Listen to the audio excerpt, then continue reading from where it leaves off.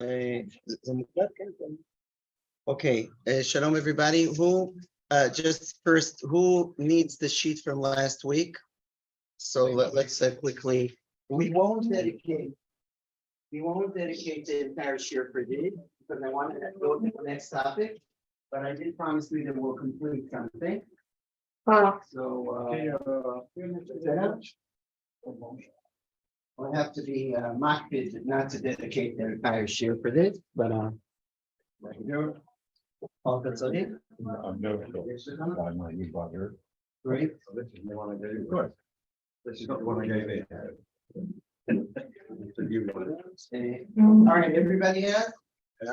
Oh, yeah. Great, so let's go. So the first topic in this series of the Judaism and psychology and Judaism, the first topic was about freedom of choice.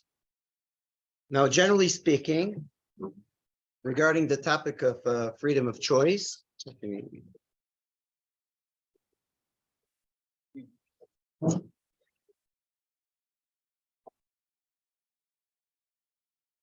hi, shalom, Phil. Yeah, Daniel, it's okay. So the first topic was regarding freedom of choice, and I'll just say I won't repeat all of what we said last week because there's no need for that.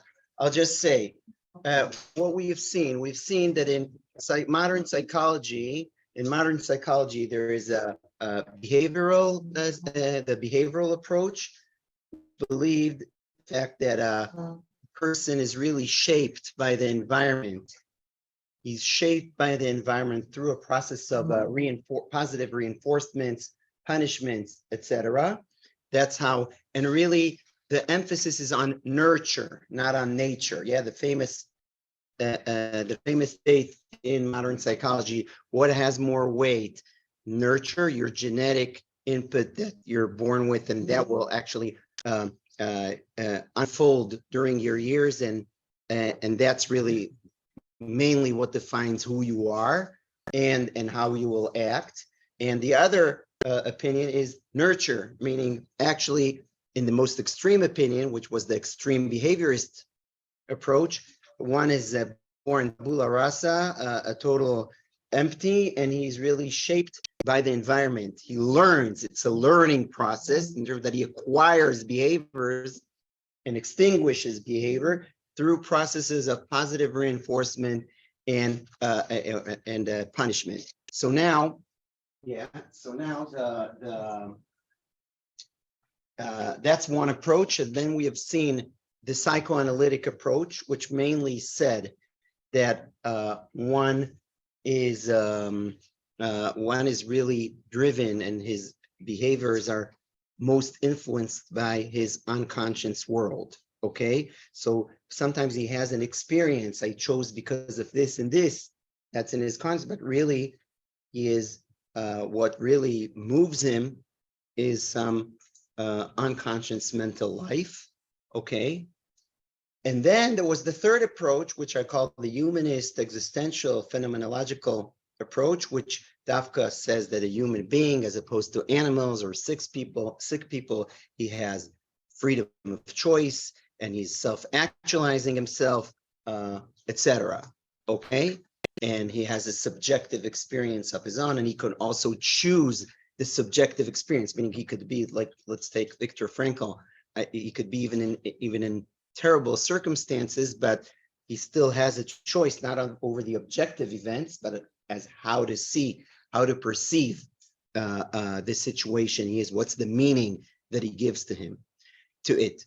Now, when we looked at our sources, okay, then just before our sources, I said it's very simplistic. I said that was, by the way, Paul, when you say the first half of the share and the second half of the share. So at first, I presented the most simplistic view in my eyes, that according to Freud, there is no freedom of choice, and according to the behaviorists, there is no freedom of choice. And I said, well, look, both of these camps believed in therapy. So if they believed in therapy, they believe that there is an option for change. Okay, And you need the agent to want that change. You won't come to therapy if you won't want that change. So it's a little simplistic to say. And then what I said is that I gave an example that in a psychoanalytic, in psychodynamic therapy, I can raise the awareness of a person to the unconscious patterns that he's stuck on. And by raising his awareness to that, to the conscience, then he is able to do better choices. The same regarding a behaviorist. So, okay, he is shaped. They believe that he's shaped by the environment. So I come and say, I have this problem. I have an anxiety from Jukim. How will you say? Roaches or cockroaches. Cockroach. I have an anxiety from mice. I don't know, and I want to get rid of it. And then he cooperates with a certain behavioral process, and he gets rid of it. So can we say that he didn't have freedom of choice? Now, all of this is nice, but what I've shown you corresponding in the source sheet, and that's where I want to complete now. We have seen that we have this Gemara that says, which what I call the Freudian Gemara, the Gemara in Shabbos that says that if someone was born in the luck of blood, well, he can still channel it, this tendency, this nurture, we'll call it, not nurture, this nature, he can channel it either to be a murderer or to be a shochet or even to be a dayan, right? That's what we've seen. So, and what we've seen that Rashbatz, in his interpretation to Pirkei Avot, Rashbatz, the son of the Tashbetz, so the Rashbatz actually adopted this thing, and he said, that's my unique interpretation, original interpretation to Hakol Tzafui ve'Rashut Netuna. Hakol Tzafui, because yes, you have a certain genetic or luck or whatever, a nature, a tendency that you were born with and you can't get rid of. That's Hakol Tzafui, but still Harashut Netuna, you could channel it to this way or that way. That's an alternative interpretation to the classic interpretation that I presented, that it's just a paradox, the question that the Rambam says in Hilchos Tshuva and leaves without an answer, that there is a certain stira between the fact that God knows everything and all our choices, and on the other hand, we have a freedom of choice. This is a paradox. That's the classic interpretation. Rashbat Stavka gives a somewhat harmonious interpretation here, because he says there is an element that is tzafui, and yet within it, you have a choice. Okay, that was the Rashbatz. Now, as an alternative to the Rashbatz, I presented Maimonides. Oh, just one more thing regarding Rashbatz. Rashbatz said, the Greek people believe that God doesn't know anything, and there's only choice. The Islam believe that there's no choice, it's all fatalistic, it's all known, dictated. And our approach is what I just presented, that some things are dictated, but within that dictation, you have a range of choice. Now, then we saw Maimonides. So whereas Rashbatz really corresponds to what I call the somewhat psychoanalytic approach, in the sense that he really believes in, based on the Gemara, in sublimation, meaning channeling tendencies to better ways. Rambam, and we didn't have the time to read it inside, but we won't do that now. Just anyone who wants can. We read some of it inside. Rambam says there is nature, there is nurture, both are at play, and still there is freedom of choice. But Rambam says if you want to fix yourself, your midos, he talks about midos, arrogance, stingy, all kinds of arrogance. All kinds of traits, characteristics. The way to change it is behavioral. Here, the Rambam is very, very clear. He says, I give you an inscription. Let's say you're arrogant. Go for 2 weeks with ripped clothes in the center of town. You'll internalize some lowerness, and then you'll go to the other extreme, and that way you'll reach the middle, the golden path, which is in the middle. That's what he believes. So that's Maimonides. Now, to complete this thing, the Mishnah said, look, you could please kindly look at the source in the middle of the first page, this Mishnah that I just related to. Hakol tzafui v'areshut netona, the Mishnah in Pirkei Avot, you see, it's one line. Hakol tzafui v'areshut netona, uvetov ha'olam nidon, we'll leave this statement for a second. V'hakol lefi rov ha'maaseh, that the world is judged according to the majority of your actions, deeds. That's the literal translation. Hakol lefi rov ha'maaseh. Now you'll see how nice, based on the two approaches to that Mishnah, meaning Rambam versus Rashbatz, you'll see how this clause gets an opposite interpretation, not just a different. Let's see, in the middle of the second page, it's written the Rambam Sham. Amar kach, achar kach amar. Afterwards, he said, achar kach amar, שהמעלות לא יושגו לפי שיעור גודל המעשה, אלא לפי רוב מספר המעשה.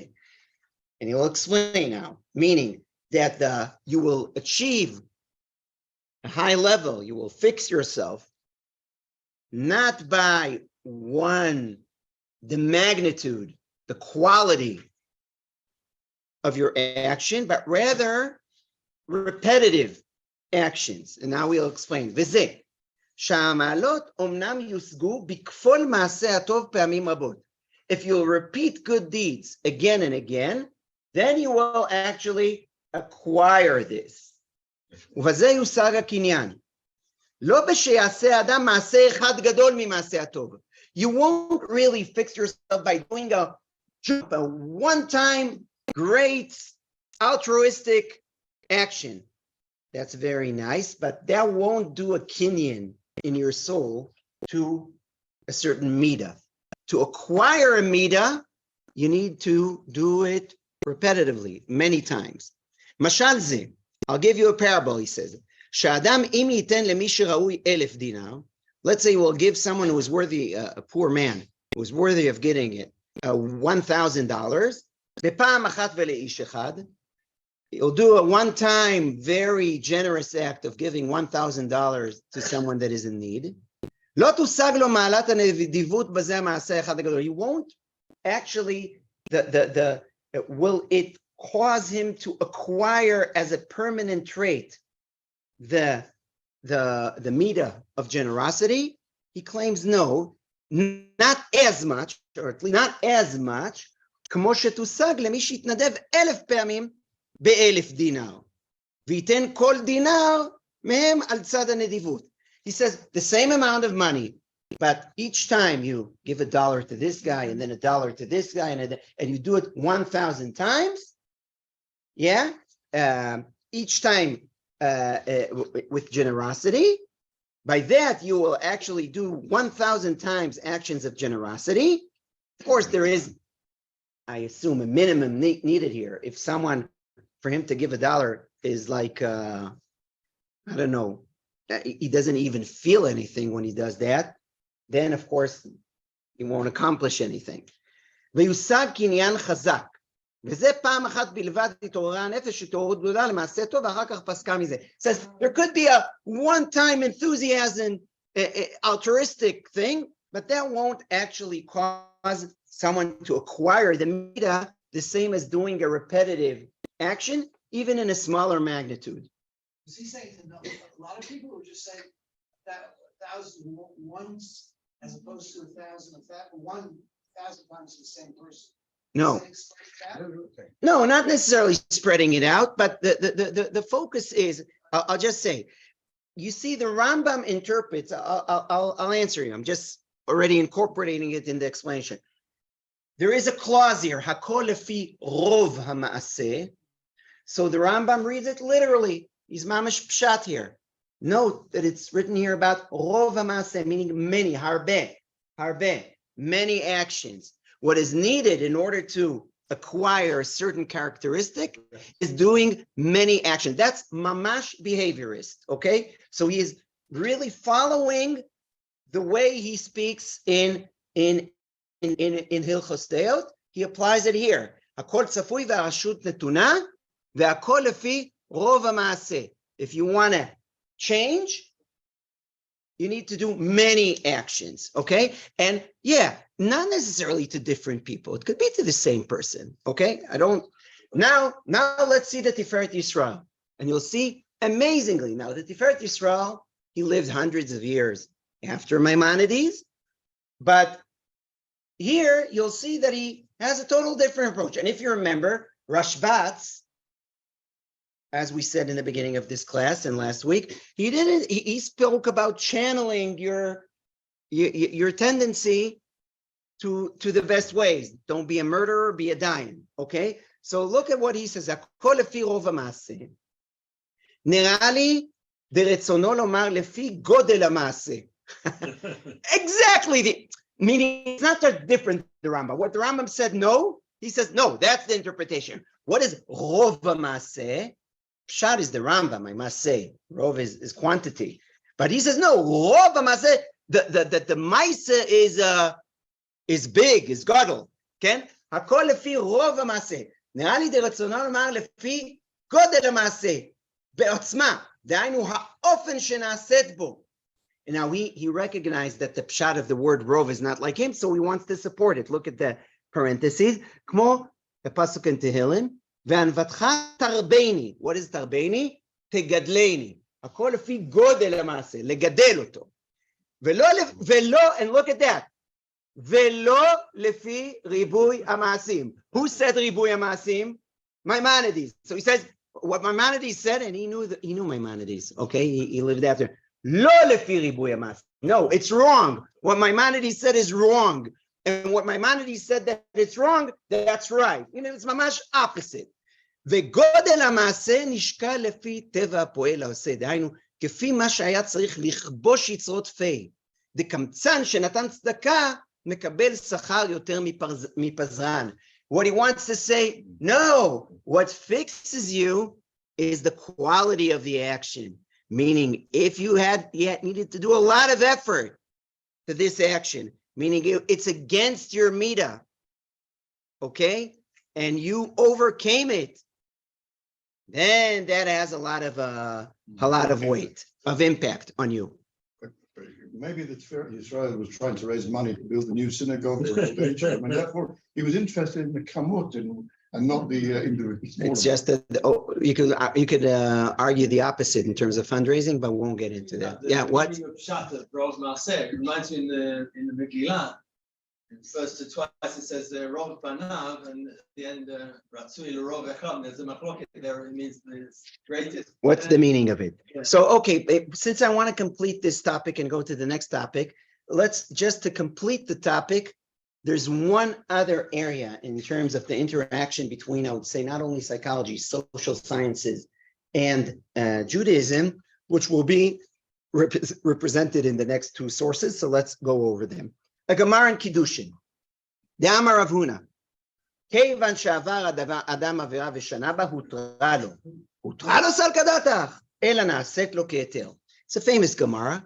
The Gemara says, Rav Huna says, that when a person repeated the transgression, he did a transgression not only one time, but repeated it, then it's already mutter to him. It's mutter, it's usher. So the Gemara says, no, what he meant to say is that it's if for him, it became mutter. So now look, this is a psychological statement for sure. And I think that's the deep interpretation of the famous statement by the sages, mitzvah goreret mitzvah, ve'avera goreret avera. Mitzvah goreret mitzvah, ve'avera goreret avera. A legitimate interpretation to it is that it's a sachar from God. You know, if you do a mitzvah, then God will confront you with another mitzvah. And if you're going on the path of averos, then malasot, you'll meet other averos. But the deep interpretation of this statement, mitzvah goreret mitzvah, ve'avera goreret avera, is based on Rav Huna's saying here in the Gemara Kiddushin. When a person, his conscience, when he is busy, that's his world of associations. This is his life. In the good track, then naturally he continues to do good because that's his world. That's where he is in terms of personality. That's where he is located.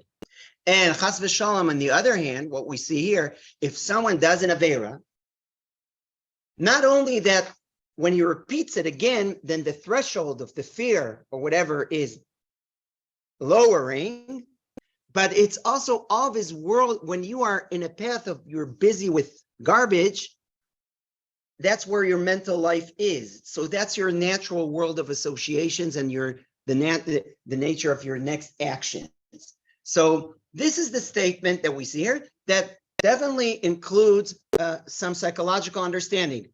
And as I say many times to my students, and by the way, this is asked also in American and European universities. It's not unique to Judaism. The question is, since many people had psychological insights and wrote them way before the modern era, Aristotle, Hippocrates, many people, and lahavdil our Chazal, like here, that we have a psychological statement.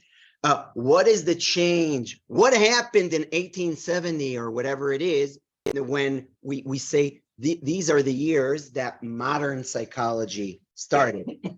There was always people that were speaking and formulating rules of psychology. And the answer is, it's very important.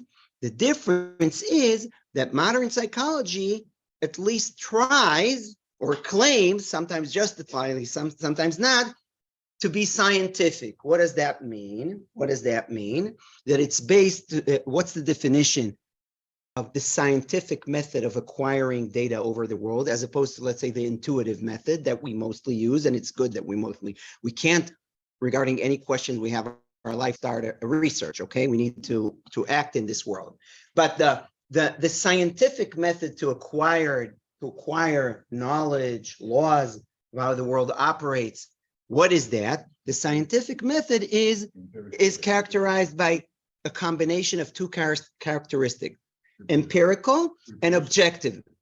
An objective tries that it will be independent, that the conclusions of the research, that the collecting and the conclusions of the research will not be dependent on the personality of the person who operated that, okay? The personality might influence what is my interest to research. That's legitimate. But once I do it, then another guy should repeat and achieve the same results. Now, so the combination of objectivity and empiricism. Freud, even though many claim he wasn't a scientist, and that's fine, but in what he thought himself of of opening a new science of psychoanalysis, he has data. The data is based on case studies, okay? And he believes that when you analyze these case studies, then everyone will reach the same conclusion. So in that sense, he's scientific. There's data, okay, and a process. At any rate, Aidachka gave him as an example because, behaviorists, it's very simple. They did experiments, it's more straightforward that they meet that criteria. At any rate, so that's the difference. Meaning, when the sages here says, "Kevan shavar adam avera v'shanaba nasta lo ke'eter," it became as if it's mutter to him.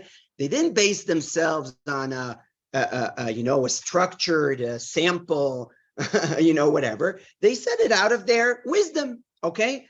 Now, an understanding of human nature based on their encounters and insights. Now, let's go to the next source, which is very critical. What? No, I'm saying famous Gemara. Yeah. So here is a very famous Gemara that we usually learn in Elul. So that's like okay. Let's read the Gemara. It's a very dramatic Gemara. My Rosh Yeshiva, Rav Amital Zecher Tzadik Livracha, had a wonderful pshat here. So he says, let's do Ve'atanya. There is a Braita, okay, a Tannaic source. Amru alav Rabbi Elazar ben Dodaya. They said about him, about Rabbi Elazar ben Dodaya. Now, please pay attention that he's called Rabbi. Yeah, we'll see it later. The Rav, okay? The Rav, as we'll see, he got that title only at the end of the story. But now they're already telling the story after it happened.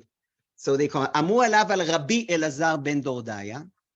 שלא הניח זונה אחת בעולם שלא בא עליה.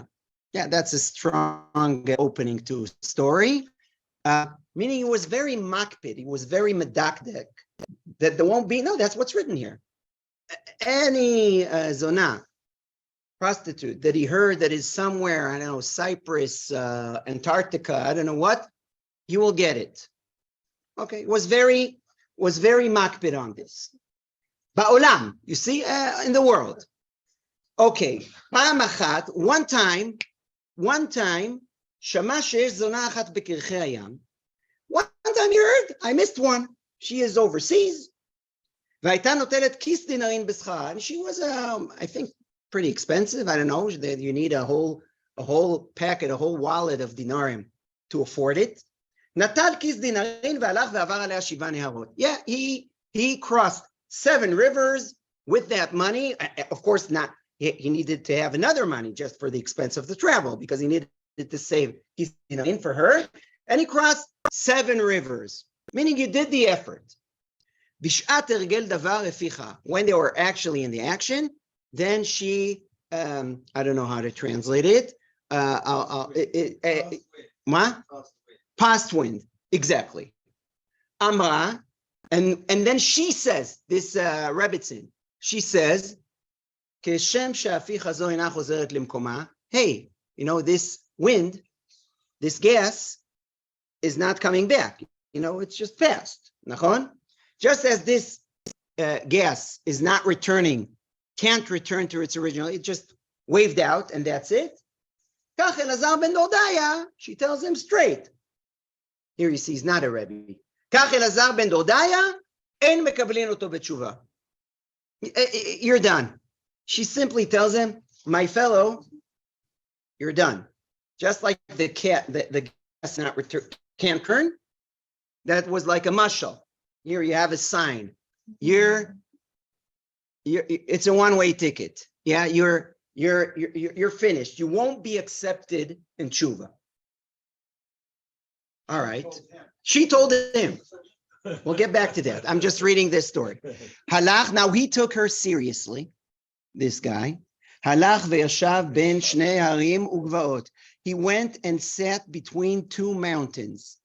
Amar, harim ugvaot bakshu alay rachamim. Please, mountains. Yeah, he's in a valley. There are mountains from both sides. He says, I cry, I pray, I ask you, mountains, to ask for forgiveness on my behalf. Amru lo ad she'anu mevakshim alecha nevakesh al atzmenu. Until we ask about you, we'll ask about ourselves. שנאמר כי הערים ימושו והגבעות תמותנה. Yeah, there is a verse here that the mountains should ask mercy upon themselves. We're busy asking mercy about ourselves. We're not asking about you. So he goes to the next stop. He says, Amar shamayim va'aretz bikshu alay rachamim. He asked the heaven and the earth to ask mercy on his behalf.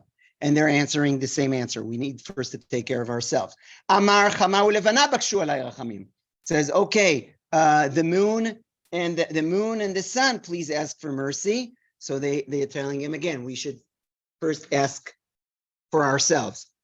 Amar kochavim u'mazalot bakshu alay rachamim. The stars and the lucks. So they say, Amulo, no, we first have to take care about ourselves. After he went through all of this process, asking the mountains and that's the sun and the stars and yeah. So Amar, and that's the climax of the story.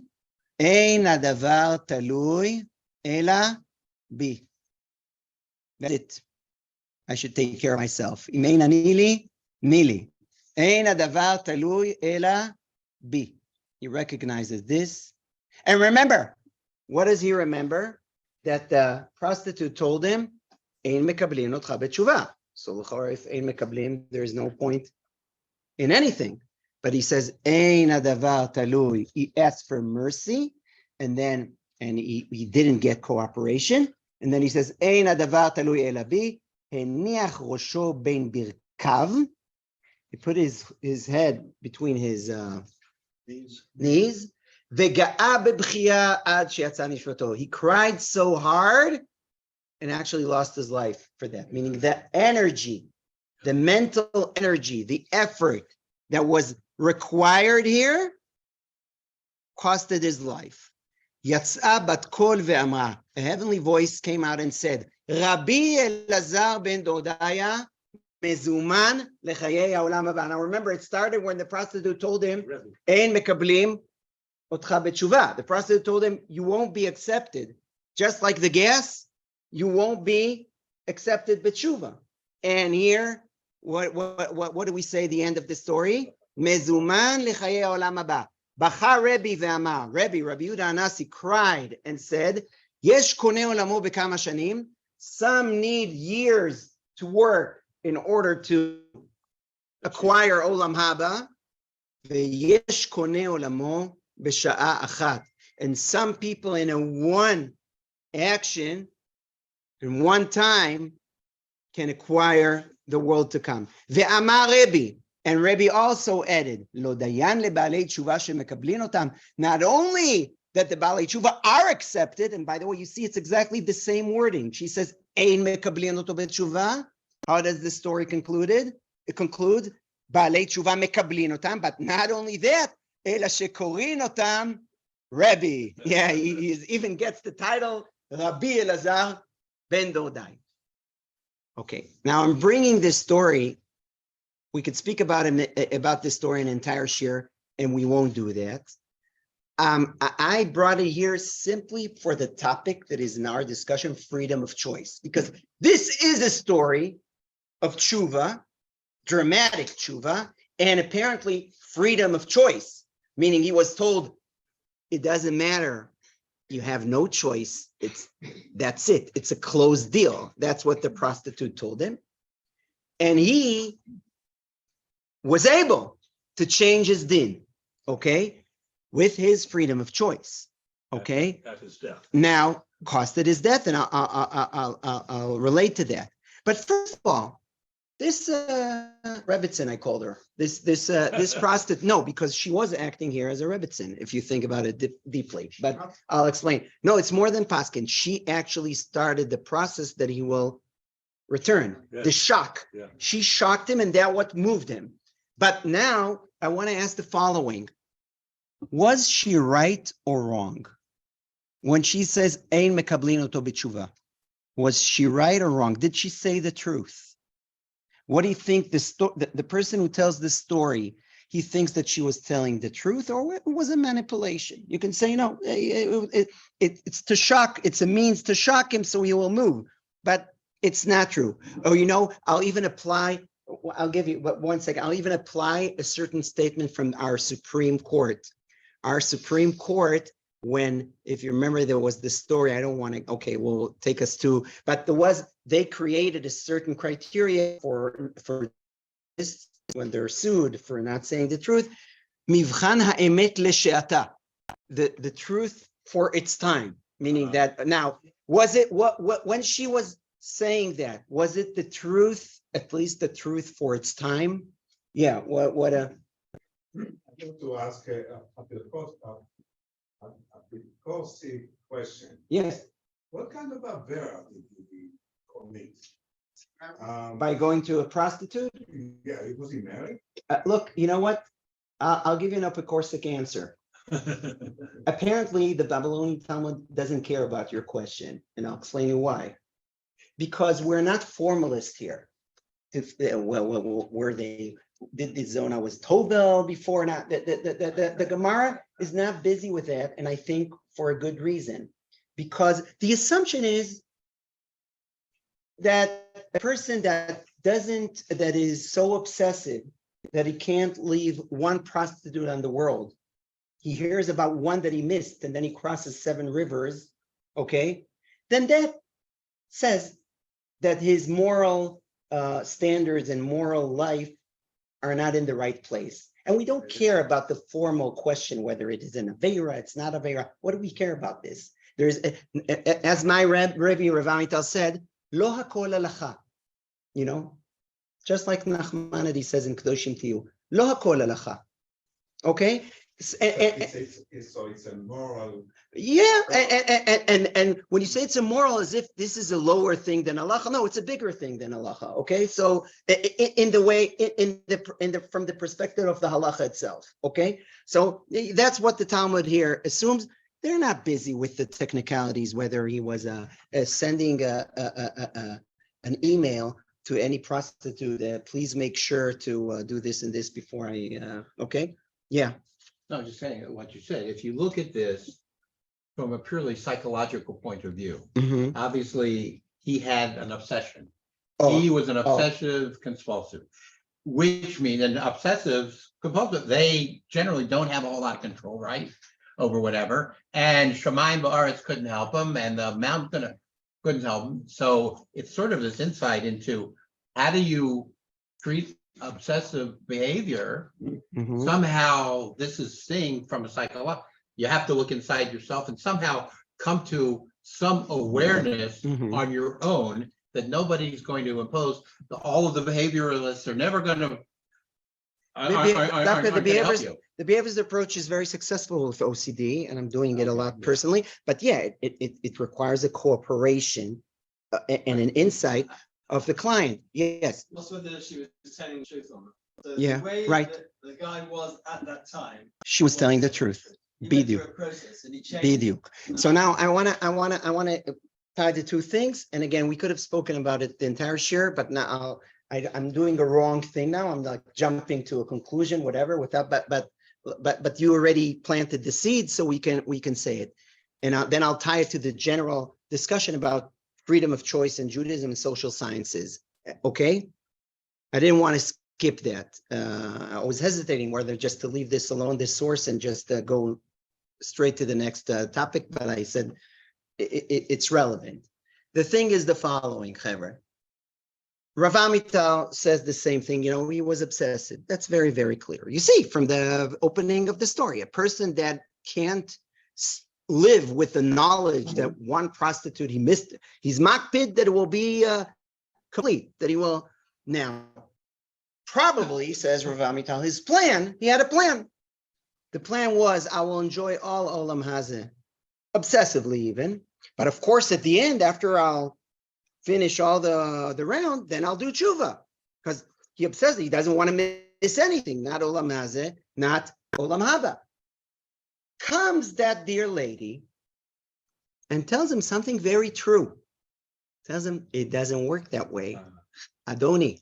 Kevan she'avar adam avera v'shanaba. Yeah, the previous Gemara that we said, if a person does averos repetitively, that's his world. He is there. He's in a cage. B'derech hateva, he has no way out. That's the truth. She told him an absolute truth. In terms of psychology, in terms of science, she told him an absolute truth. She told him, look, I see you're very obsessed. She was sensitive. She saw that's not a regular client. Yeah, he crossed 7 rivers. And yeah, since you're that way and you want everything, you want to enjoy everything, then you probably plan that after you'll complete this round, you'll do tshuva. Hey, it doesn't work that way. Human nature doesn't work that way. You're trapped. That's it. Ein mekablin oto b'tshuva. You're done.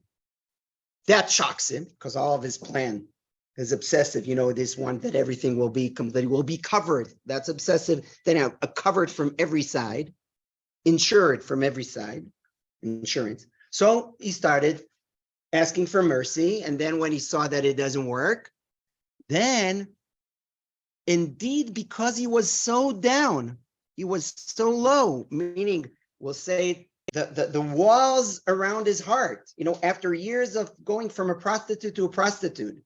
So to carve all the mechitzos, all the klipot that are around his heart, that was such a hard work that it costed his life.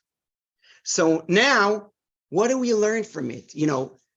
When I give introduction to social science, to research methods in social sciences, it's a course that I gave for years.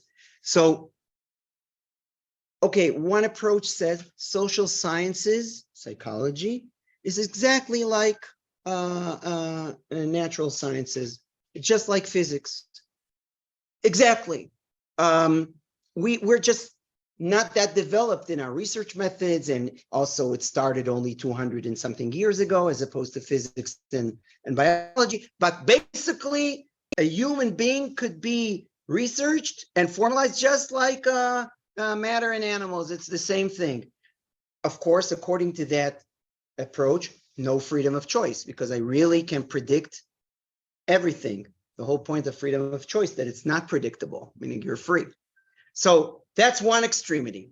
The other extremity will say there's no point in doing research in their regular ways in social sciences, meaning to apply methods from science, natural sciences to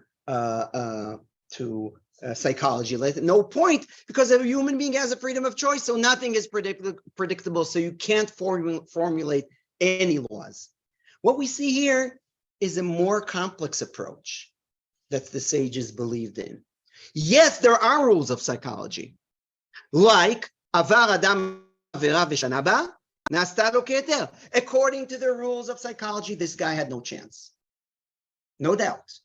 Had no chance, because if you were with every prostitute in the world, you are so down.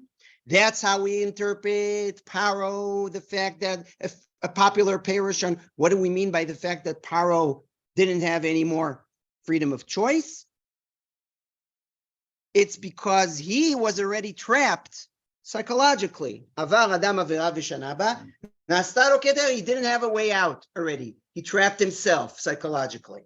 So yes, there are rules of psychology, but still there is freedom of choice, meaning some people, in order to do tshuva, it won't cost their lives. It won't cost their lives. It will be hard, but it won't cost their lives. This guy, because of the laws of psychology, because he was so low, so yes, he was able at the end to reach Olam Haba and to do tshuva, real tshuva, but because the psychological, because there were so many walls that he already created, it costed the energy that was required for that process, already costed his life. Okay, so that's the delicate, the balanced approach that we see here in our sages' thought. There are laws, and there is a point to formulate these laws, and yet still there is always freedom of choice. Okay. No, but the question there is that it's broken, but it couldn't change. What? It's broken, Right. and it couldn't change. Right. And it didn't change. No, he changed. Say he changed? Yeah, the fact, I'll tell you, I'll explain. The fact that he was, that he got Olam Haba, that's the point, meaning that he really fixed his heart, meaning he totally regretted what he did, and it was a true haraka, you see? In that fact, he changed. In that sense, he changed, you understand? That's what we're saying. Okay. Is he our You got it right on. I think that's exactly the message of the story. With the model is to die when you are doing tshuva. We want to have a holy life, not only that, not only that. So I think it's very, very clear that they're telling you here, look, he had a chance to repent, but you need that. If you're going on that path, then when you repent, you won't be able to live life of kedusha, but you'll die. Okay, so in that sense, I don't think that anyone here is advocating. What I think of, sorry, the introverts remarked that everything is in the hands of heaven, including the fear. Yeah, so no, I related to that last week with when I presented Rav Usher Freund's approach, which is pretty similar here to the Ishvitcher, and we won't go into it. Now, so yeah. Died because everything was close to him. Doesn't mean he repented. No. I think that's it. When he asked first people to ask, he says, I'm not accepted b'tshuva, and I want to be accepted b'tshuva. So we asked all these agents, the amount, wait a minute, all these agents. No. But he says, I want to be ein mekablin oto b'tshuva, and he wants to be mekubal b'tshuva. Okay, that's exactly what's written here. Okay, Chevre, now, okay, we're making a total shift. Okay, we finished. You see, it was written Judaism and Psychology 1. Here I forgot to write 2. So Yehi Ratzon that I wrote Psychology and Judaism 2. So second topic. Yeah, we're done now with freedom of choice. Now let's go to a topic that has to do both with moral ethics, but also with educational psychology. Okay, not exactly my field. I'm a clinical psychology, but of course, everything is connected. And the topic is the topic of intrinsic motivation and extrinsic motivation. In Hebrew, motivacja chitzonit וmotivacja pnimit. No, I'm joking. No, better. Motivacja intrinsik וmotivacja extrinsic. Yeah, but at any rate, and in better words, hana'a pnimit v'hana'a chitzonit. That's like the nice Hebrew way to phrase it. So, of course, educational psychologists and educators in general are busy with the question: how much do I use? How much do I build on? How much should I develop, or how much is it possible to develop an intrinsic motivation to things that we value? And sometimes I need to use extrinsic motivation, meaning you'll get a reward, punishment and reward. We'll call it this way, okay? Punishment and reward, yeah. I want the kid to do X. Yesterday I was meeting with a parent on counseling. He told me that his kid, when he has now going through very hard times, his little baby is in the hospital already for a month, and his mother is with him all the time. So he's alone with the kid, with a bunch of kids. And one of the kids is oppositional, meaning that he was diagnosed with oppositional disorder, meaning every time a rebellious one, whatever. But he's a cute boy. And one time this boy was 2 days, was very angry about something, very angry and upset. And at the end of the day, it was already late at night, and he was so tired, the father, and he said, you know what, take 7 shekel, I don't know, and go. And he knew that he loves to buy chips and pita, and go and have a nice dinner and come back more relaxed. And it worked. But he was left with the question: did I hear buy paid money for silence? Okay, bribery, whatever. And he was very busy whether it was a right way to go or not. So here's Mamasha, an example about a discussion I had yesterday with someone. So yeah, now here, in terms of modern psychology, we have a very famous experiment that I love to share with people. The experiment was the following. It's a simple experiment. Guys in kindergarten, okay? Boys and girls in kindergarten. Bagan, Yeladim Bagan.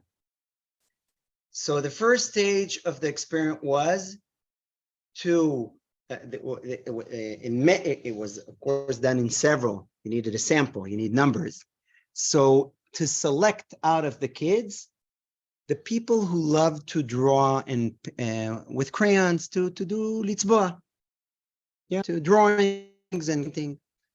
Meaning you have a free time for games. So some go and play with the dolls, some go, And so first you needed to locate the people who are attracted to drawings.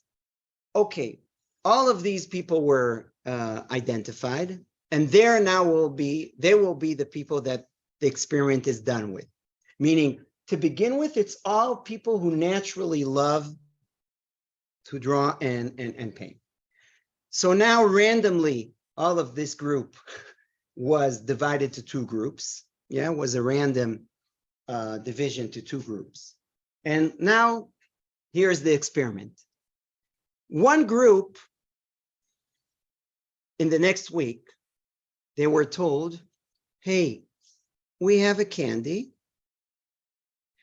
And if you will draw now, we'll give you, anyone who will draw now, when he's done, we'll give him a candy, him or her, a candy. That was one group. The second group, nothing was told, meaning they just, here you have crayons and you're free to use them, okay? And of course, both groups drew, because we said already in advance that that's already to begin with.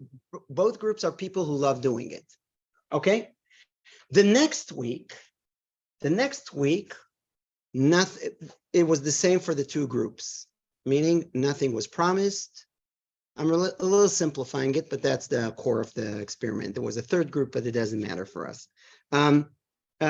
Just were presented with papers and crayons. And now, after this second week, that both groups were on the same condition, on the same situation, experts compared the quality and the effort, whatever, of is there a significant difference between the two groups? Okay, I remind you at the beginning, they were all the same. It's clear. And at the end of the second week, it was the products that they did in the second week were compared. What do you predict? Who achieved better?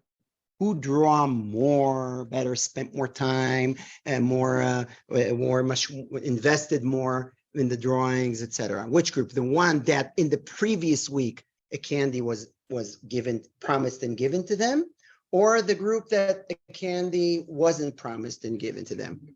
That wasn't.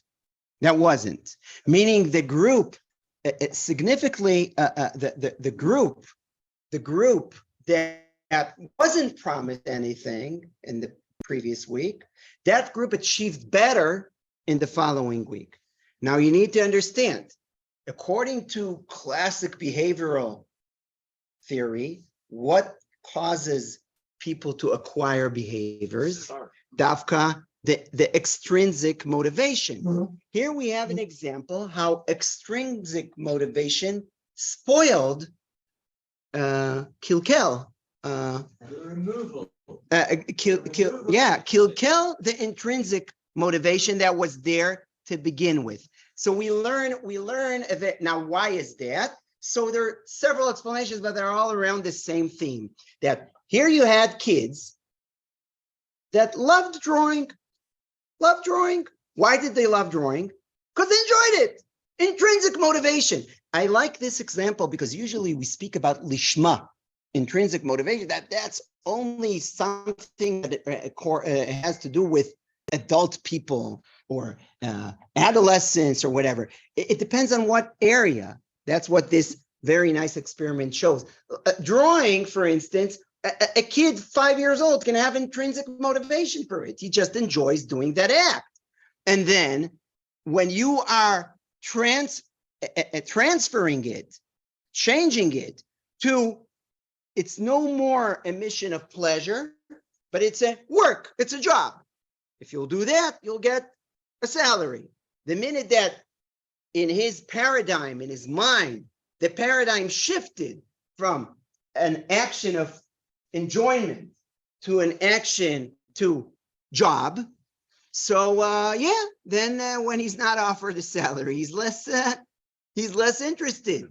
So here is an example that's like a warning sign not to, because usually we say with little kids you must use extrinsic motivation, and gradually we'll see it in the Rambam. And gradually, as they grow up, a change from extrinsic motivation to intrinsic mode. They will internalize things, they will identify with them more. So it's true regarding many things, but an educator and a parent should really see where his kid in whatever age is where he is because there is a risk of spoiling the intrinsic motivation by using unnecessary extrinsic motivation. And I'll give you a real story, not far from here, mamash, across the street. But it was years and years ago. I have a 28-year-old son. So the story goes, and it's a true story because I experienced it. It was when he was in third grade. I said I was in third grade, and he was learning here across in Makor Chaim. That's where then it was Steinsaltz, and he learned there. And they got a new teacher for third grade, and for a variety of reasons, they made her life very hard. And it was Dafka a good class. Everything went pretty smooth in first and second grade. I think in the summer between second and third grade, they matured. They kind of a little adolescence, whatever. But also she was a new teacher in the school. And I don't know, she was a sweet young lady and they made her life very hard. So I drove him. We were living there. Then I was living in Har Choma. So I drove him to school one day at the end of Elul, after a month of school. And I asked him, tell me, what's the story between you guys and your home class teacher? She's a nice lady. Why? Well, what's the story? So he told me the following, and it's amazing.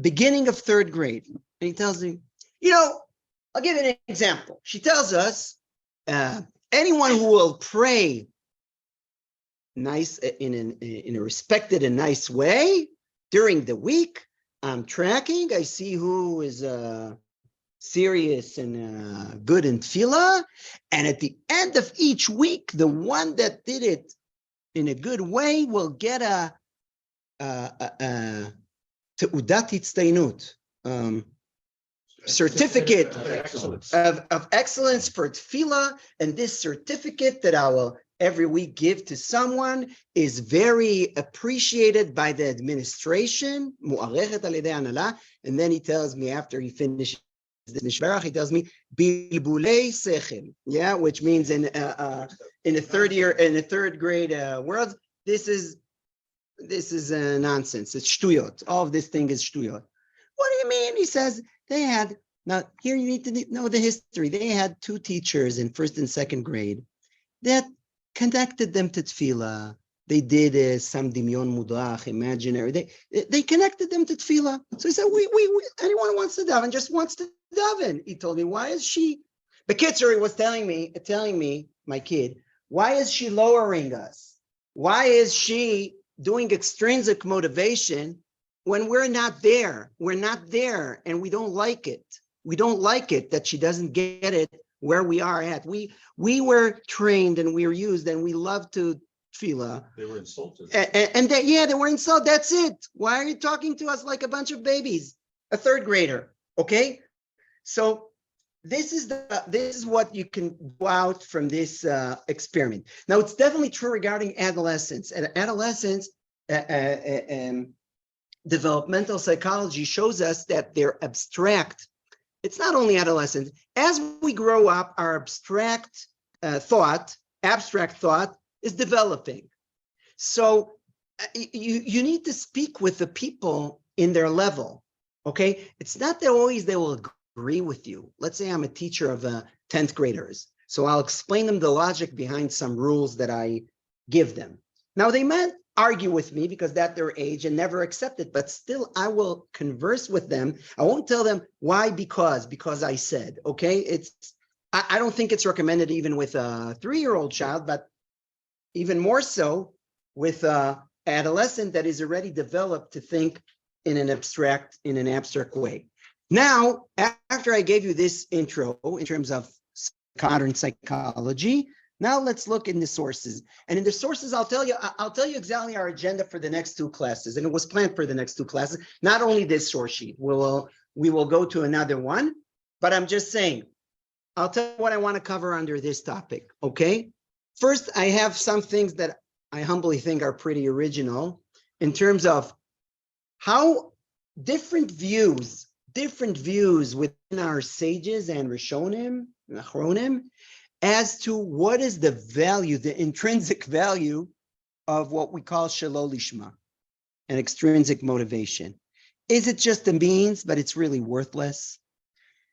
One will even say that it's in Avera, we'll see. I mean, in Avodat Hashem. Or no, it has some value, not complete. Of course, when someone does something out of a love of Hashem or whatever, that's the best. But even if he does it for a kavod, for instance, here and there, people do things for kavod. But if it's a good act, it has an intrinsic value, not only as a means to reach the level of lishma. Yeah, so these are two approaches that we'll see within sages and Rishonim, etc. And then the connection of, and also second question. So first is, what is the value, if at all, of Shelo Lishma, meaning doing something not for the intrinsic value, not for its own sake, but to achieve some reward, whatever. What is the value of this, if at all? That's first question. Second question, what is the ideal motivation in Avodas Hashem? What's the best lishma? You'll see that our rabbis differ regarding the answer to this question. And the third question, which is the next sheet, not this one, but I'm saying it's part of this package.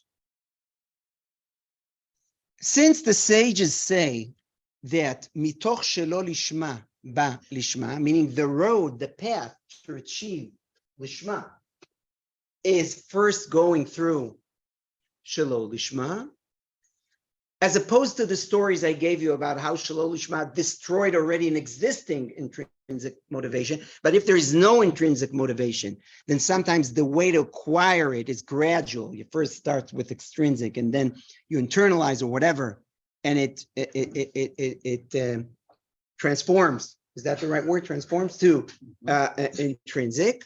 So my question is, and I didn't see someone dealing with it directly, but I have several models, several answers for that I was medayik from the Rishonim and Achronim.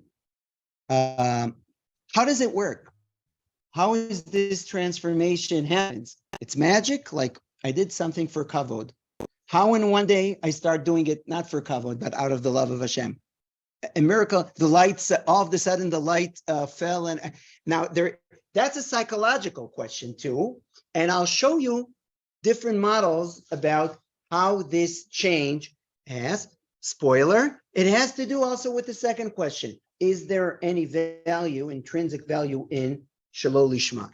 Okay, but now, so I gave you the outline, like the plan for the next 2 weeks, okay? And now let's start. Okay, so the Mishnah says, Antignos ish socho, Kibel mishimon atzadik. Antignos, that's a famous Mishnah in Pirkei Avos. Again, that Antignos, he got the Mesorah from Shimon HaTzadik.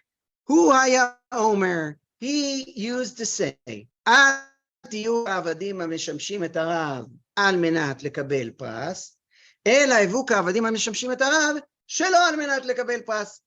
You should serve Hashem like servants who are working for their master, not in order to get a reward, and don't be like servants who are doing it only in order to get a reward. Now, by the way, there is a girsa in the Rishonim that is even more extreme. It's the same idea, but it's more extreme.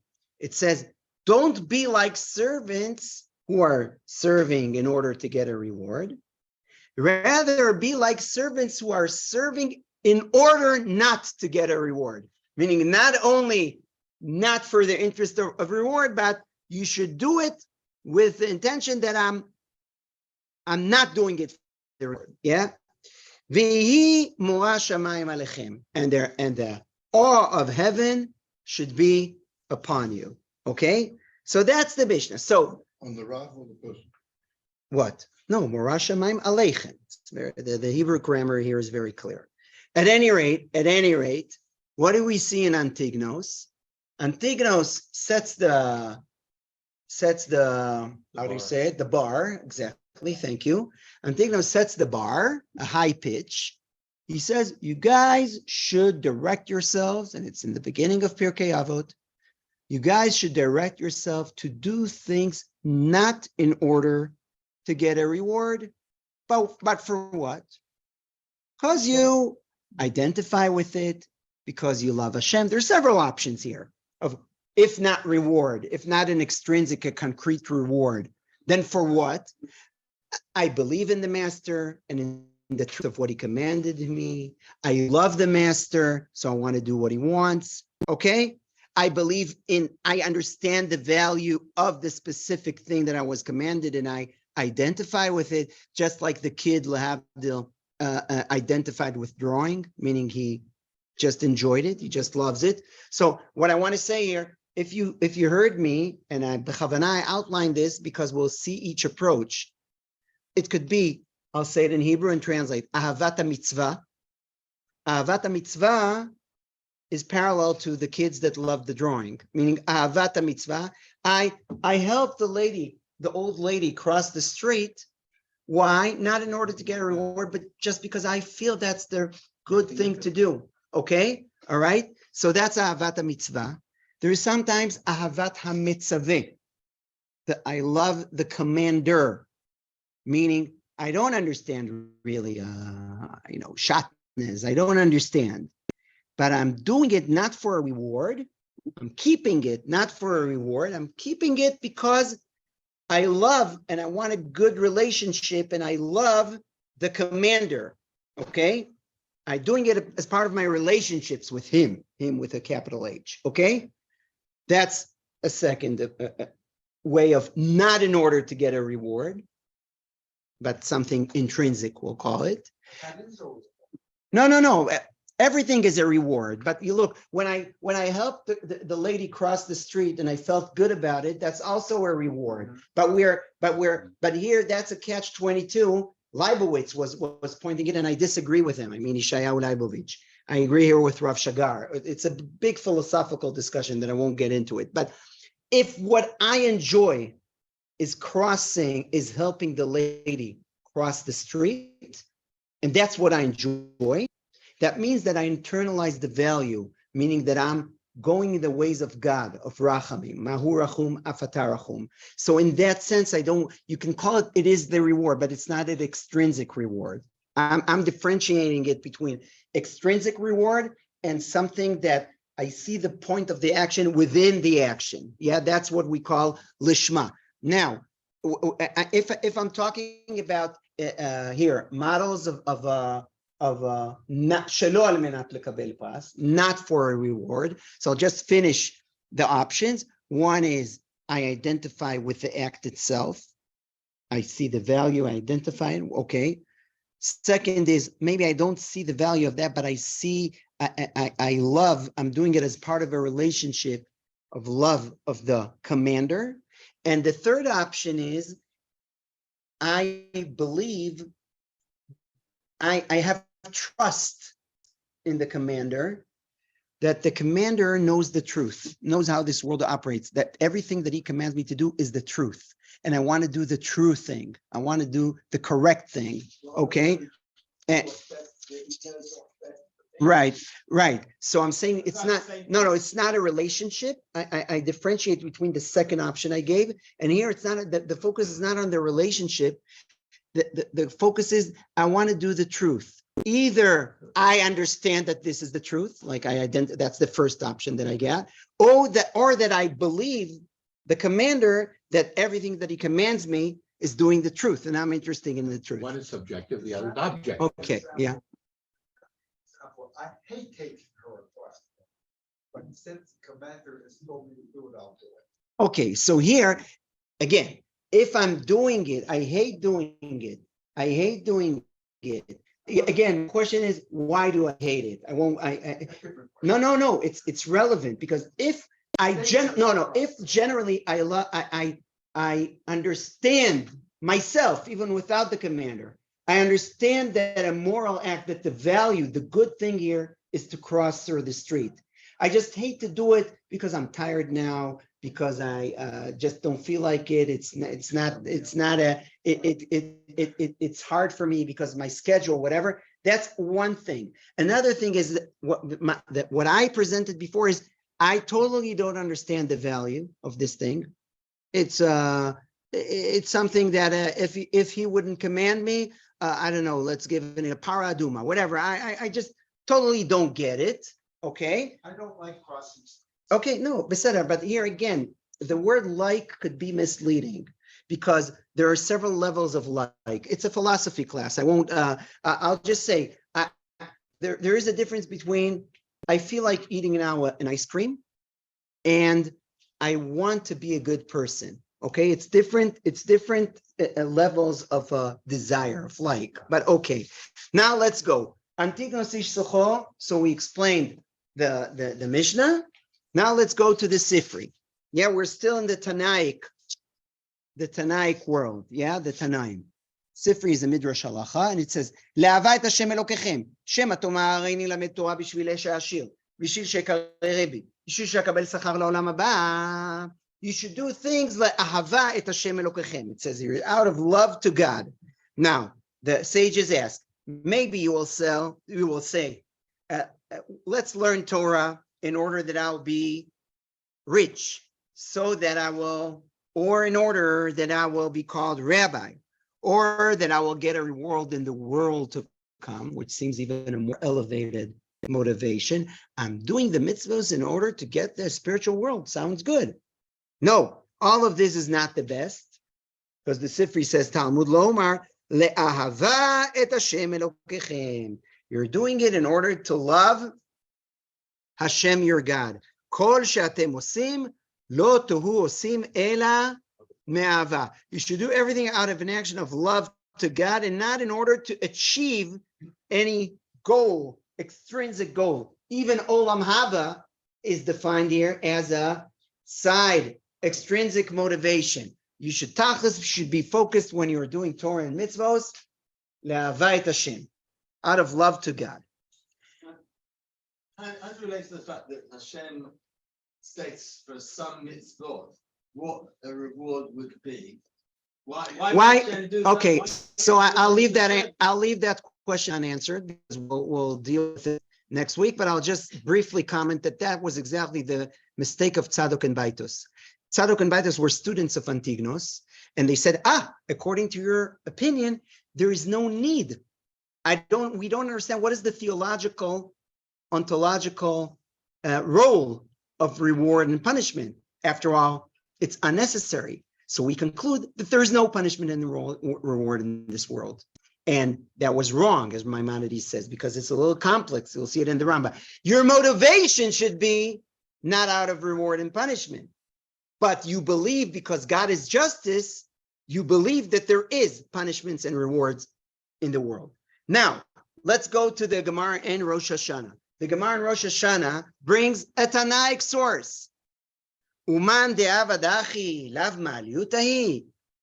Yeah, he said, okay, I won't repeat the Gemara, just let's go to the source. Vehatanya, there is a Baraita, again, a Tannaic source. Haomer sela zol tzedakah.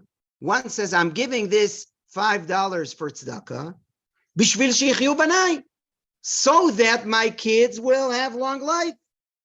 Or, ubishvil shezke balechayei ha'olam haba. I'm giving this tzedakah in order to inherit the world to come. What do we say about him? The Baraita says, Hareze tzaddik gamur. Not only a tzaddik, tzaddik gamur. Look at that, tzaddik gamur.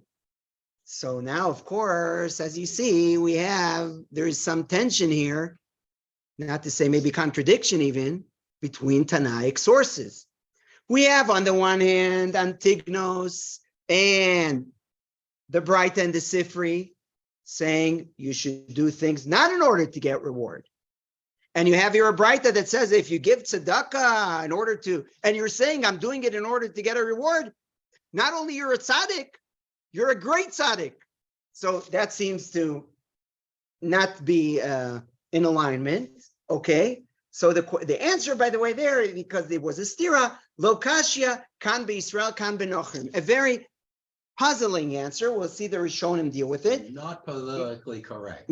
Meaning they're saying that goyim, if they're doing God, no, it says, no, you need to understand what the Gemara says.